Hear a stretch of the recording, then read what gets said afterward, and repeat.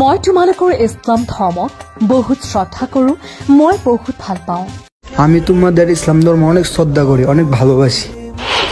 মই মুছলমান হোৱা হলে 30টা ৰোজা সম্পূৰ্ণকৈ ৰাখিলো হয়।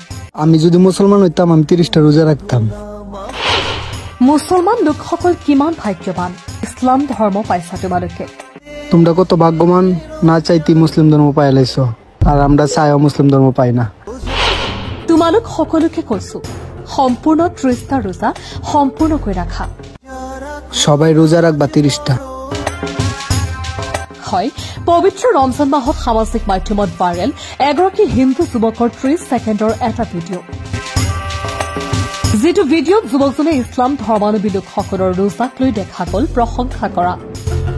যুৱকজনে এনেদৰে মন্তব্য কৰা দেখা গ'ল, মই তোমালোকৰ ইছলাম ধৰ্মক বহুত শ্ৰদ্ধা কৰো, মই বহুত ভাল পাওঁ।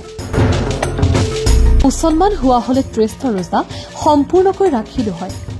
মুছলমান লোকসকল কিমান ভাগ্যৱান, ইছলাম ধৰ্ম পাইছা তোমালোকে। তোমালোক সকলোকে কৈছো সম্পূৰ্ণ 30টা ৰোজা সম্পূৰ্ণকৈ ৰাখা।